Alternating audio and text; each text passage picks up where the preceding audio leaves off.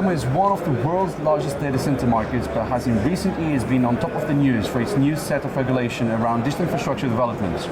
Joining me now at Kickstart 2022 in Amsterdam is Edgar van Essen, Managing Director for local operator Switch Datacenters. And Edgar, thank you so much for talking to me. Yeah. What's been happening in Amsterdam? I mean, tell us about the current state of the market and what the new regulations are, because there was a moratorium, there is the moratorium. So give us a spin of what's been going on here. Amsterdam actually is a quite interesting market when you look at the political environment. Amsterdam is the left-wing scene in Europe. There's a lot of, let's say, pressure for sustainability in Amsterdam. So the fact that data centers are growing here in Amsterdam is causing quite a lot of friction in the political environment right now. And the data center industry is actually asked to pay more attention to the sustainability topic than it is used to have in other areas. And given it's a city environment, there's a lot of, let's say, pressure on the data center operators to adapt their proposition and to do something back for society.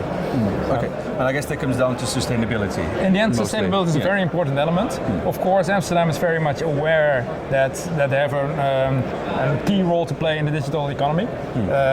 So it's not that they're against data centers, but actually they ask data centers to be much more aware of their environment and the sustainability factors in the city. So therefore, if you want to be successful in Amsterdam, sustainability is a key topic you have to address. Oh, you've got to make sure that you got that in your marketing then. But speaking about Switch Data Centers, so you've got 2 operational sites at the moment. You're building a 3rd one, exactly. and you've got a 4th under development. That's correct. So talk us through, I mean, what's driving the business for the first 2 sites? Where are we with the next one, the 3rd site? Because we know it means 2022, but do you have a month? Like, do you know when it's going to come? Okay, I'll tell you. And then we'll talk about the 4th after. Okay, no problem. Actually, Switch Data Center, just some history. 15 years back in time, the company was founded by a gentleman called Gregor Snip, still CEO. Gregor had a hosting company and actually didn't like to have his hosting equipment in a professional data center at that point in time because he thought he was being ripped off. And so he decided to build his own, which was at that point called AMS1. We have been developing the AMS1 site over the last 15 years. In the meantime, we built ourselves another data center, and we did a sell and lease back with IBM. So that ended up in 3 sites. In 2019, we sold out of the AMS1, the original site, to Equinix. And that freed up a lot of cash in the company that we're now investing in build-out, in next build-outs, and next projects in Amsterdam. We only focus on Amsterdam, and we only focus more and more on wholesale and less on retail. So the end goal is actually to become a wholesale operator with an hyperscale path and a real estate development company. Well, you say you only focus on Amsterdam, so one of my questions later down the conversation was going to be around expanding outside of Amsterdam. So is that on the cards or completely off the cards at the moment? At this point in time, I'm a big fan of focus. So we're in the middle of building some big stuff. We want to do that properly. We want to do that right from the beginning. So the focus right now is on getting the new site that we're building, and we will be discussing that later. That site needs to be operational in the end of the year. We have a hyperscaler currently lined up for that one. For how many megawatts? Sorry? How many megawatts? I can't say that at this point in time. That's right. No, but actually we are being found by the right companies right now. For the simple reason that we're much more flexible than the majority of the current vendors. And we're also, our business model is not based on selling cross connects or something alike. We actually are much more looking from the long-term perspective of real estate management. So when you say you are a bit more flexible, so do you consider yourself a boutique data center, for instance, and you feel that plays in your favor? We can actually build whatever the customer wants us to build. As long as it's reasonable, and we have a lot of experience in building data centers ourselves. So we have in-house skills, we have in-house modular design principles that we can use, and we have also this whole network of local suppliers for the build and construction. And we work with the big global suppliers for the technical elements. Okay. And so you've got this third site, which already has an important anchor tenant, Yes. which we will not get the name today, but No. we will eventually one day, hopefully. But you've also got announcements for a fourth new site. Yeah, well, actually, both sites that we're building are bigger than the ones we've ever built before. Okay. So to give you an Scale idea, at full speed. the AMS2 one that we did with IBM, the sell and the leaseback, is actually currently 1 megawatt, pretty small, turning that into a 4 megawatt site. Again, there might be a hyperscaler in that for a smaller part. So the second site we call AMS3 is actually a wholesale site that we have actually rented out to one single tenant.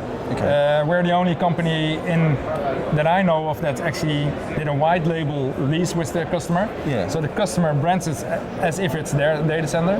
Yeah. But actually we run it technically for them. Okay. The only thing they do is run the brand, the logo, and the white space. Yeah. That one is 8.6 megawatt, and that's already fully operational. Then we are building the AMS4. AMS4 is the new one that I was addressing. Yeah. We're building it 2 miles from Science Park, which is the central spot where you need to be. And not far from here, I guess. It's a AAA location.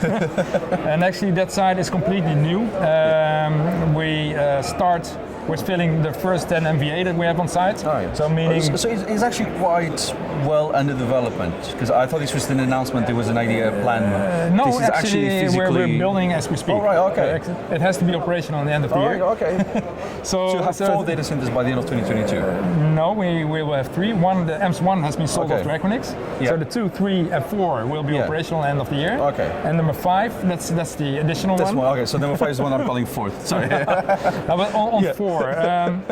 4, we currently have a 10 MVA on site. We have the permits and everything. So this site can be fully used.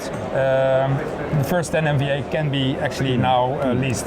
And we leased out a part to this hyperscaler, and another part is still available in the market.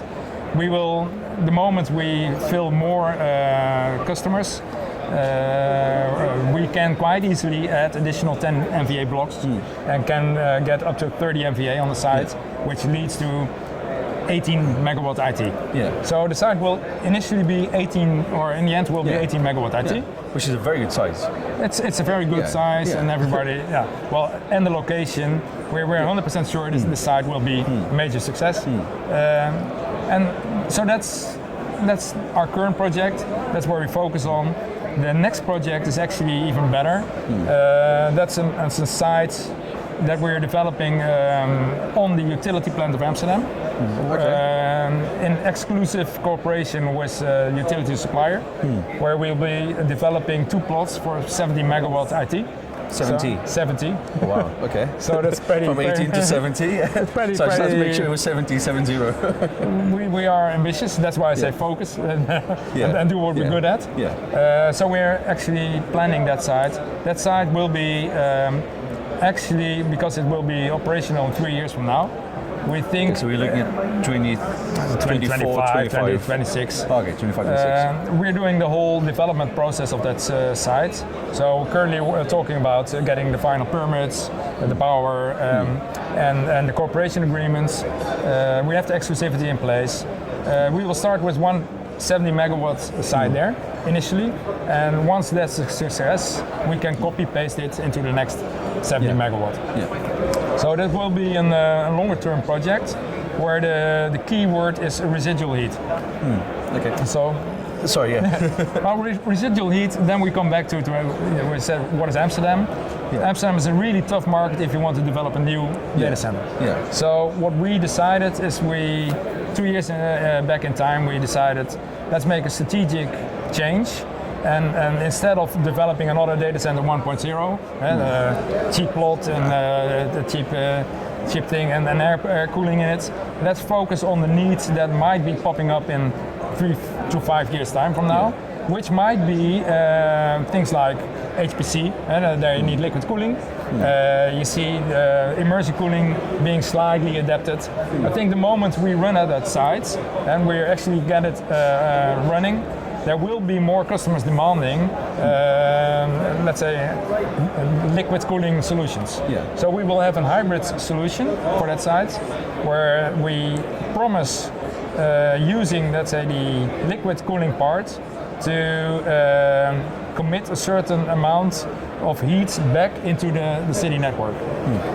So therefore we are able to create a proposition where a big company that, for instance, builds normally their own data centers, that has a PPA, they actually can rent or build the site. Their PPA actually brings green power into the site. Yeah. The site will start acting as a heating system, and the residual heat will be pumped directly into the city heat network. The good thing is there, because we're on the right location, that in the end that saves the utility company quite a lot of gas they're currently spending on heating up the houses that are already there. So the whole proposition leads to actually lower CO2 in the total ecosystem. And that's why actually everybody likes this concept, because there's a win-win. So this is where you pay your clients for the several waste heats? Or is this a different that's thing? related to that. Yeah, okay. But can you explain this? Because this is quite an interesting thing. They just end paying the clients for waste heats. We try to be the new kids on the block, and the thing in this whole residual heat discussion is there is no necessity for an end customer to change. They still buy the old gear they always bought, and just like diesel car drivers always bought the next type of car, there is no incentive for them to move to an electric car, let's say it that way. So what we said, well, let's give them an incentive to start considering buying a different type of kit that allows heat recapture for us. So the whole reason of putting this campaign into place is that we want to give money back to customers who are willing to make that technology step forward and actually go out of their comfort zone and start implementing DLC or immersion. And we don't care which one, as long as we can tap off the heat at 50 degrees Celsius. So 50 degrees Celsius is for us the real reason why we want to have it. Get the temperature and get paid. Exactly. We will resell it, and of that the value of that resold heat, we can pay a part back to the customers. Okay. So then the ecosystem starts working. Yeah. I'll be curious to see if that gets copied into some of the bigger players, or if they just kind of want to keep. At this point in time, if you just ask all the players, they will say nice thoughts, but no thank you. Yeah. Just like people don't like disruption. So. Just like some countries, you see only the first Teslas on the street. It's a matter of if the incentive is right, you offer to the people, like in the Netherlands or in Norway, there was a tax incentive of driving an electric car. Yeah. If the incentive is right, people start to change. And that's what we try to create, this momentum, that there is an incentive for a certain IT operator to start thinking about different hardware. And once the hardware is there, we are able to recapture the heat out of that. And then you enter a new business model. Where you actually can be making money on reselling heat. I find it very interesting, and I find it how you actually gain the clients to want to be part of it, because that's the trick. You need to create that trigger. Well, because we always talk about the incentives that the industry needs to do A, B, and C, but we also need to put the incentives there for other people to do it with us. There are two types of incentives. Either it's a tax cut or it's a discount. Or regulation. As long as you get money out of it. But so we actually, I think we are trying to create this behavioral change. Stop doing, let's say, the diesel way. On this conference, which is really nice, I still hear a lot of people. Well, actually, sometimes it reminds me of the the diesel car owners club here. Yeah. Oh wow. There's a lot of people that still like their cars and they know everything about their cars. Yeah. And they are forced to talk about sustainability, and now they start tuning the software. Yeah. I say, well, that's not the point. Yeah. The point is you should make a leapfrog into the next technology. And how do we do that? And that's what we try to do. Being a small local player, we try to enforce this change. Yeah. Well, who knows? Maybe you're the embryo of the industry. That people are waiting to see how it comes out, and then exactly that's our role. So we are challenging the rest by just showing that it can be done. Yeah. And once we can do it, the rest can do it as well. Okay. The question is, do they want to do it? Yeah. I guess time. Shareholders. But I think unfortunately this conflict in Russia and Ukraine is helping to let people understand that resources are not there every time. You need to be smart in which resources you use where. So at this point in time in the Netherlands, there's a lot of discussion about reduction of natural gas. We think our solution helps in reducing natural gas usage. And instead of having a gas plant, we use a data center. So it is a macro level. Actually, it helps the society to make the next move. And the end game is that you have green power in, wind power, PPAs, and green heat out to the houses. It's a whole new way of building and running a data center, even from a service perspective as well. Service perspective, it's not so much different. It's other cooling technology you use. So the key element is how to get people stop using air cooling and switch to liquid cooling. And once that's in place, then actually this whole ecosystem can start. So I am a big fan of, for instance, taxing a fan on a server. Well, because that's the root cause. So if you take out the fan on the server, there's no need to build an air-cooled data center anymore. You can go straight to liquid.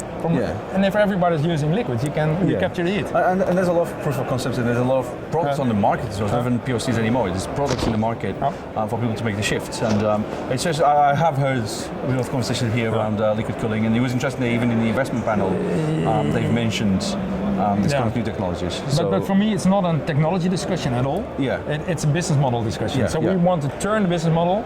Because there's no, if you compare an electric car with a diesel, it can be pro or against, but in the end it still provides mobility.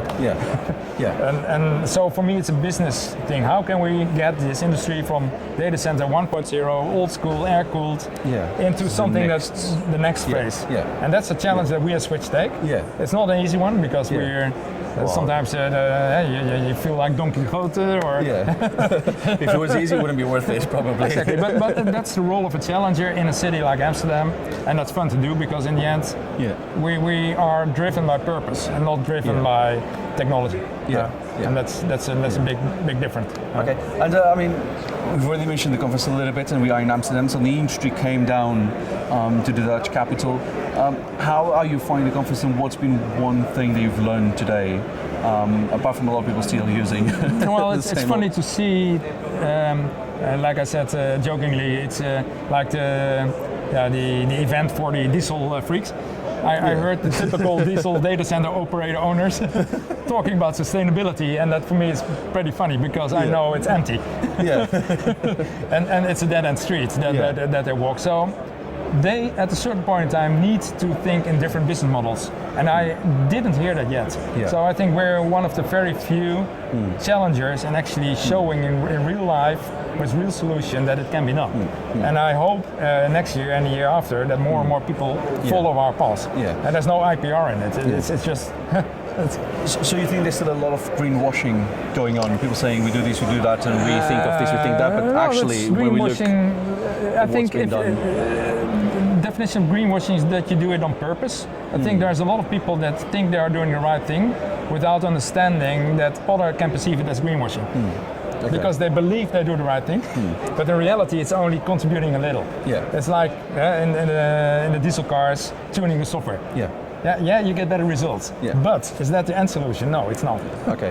Well, it'll be interesting to also see how the investors will kind of help navigate all these hurdles, because the funny thing is investors start to understand us pretty well. So a lot of investors shifted over the last 24 months for sure. They love companies like us that are daring to take the next gamble and start investing in new technology, new business models. Yeah. So I think this is a matter of time, where now we are experimenting. The server business, the hardware business is also moving to higher processor capacity, therefore generates more heat, cannot be cooled anymore by air. Yeah. So all those things actually come together in a scenario where you need to go to liquid. Yeah. So to quickly finish, so you're saying that investors are now more prone to taking a risk on something like this? We see a lot of, let's say, proactive investors who are really seeing the value in working with a company that has a different approach, that is much more focused on sustainability and adding value to society than just doing an old model that's invented 10 years ago. Okay.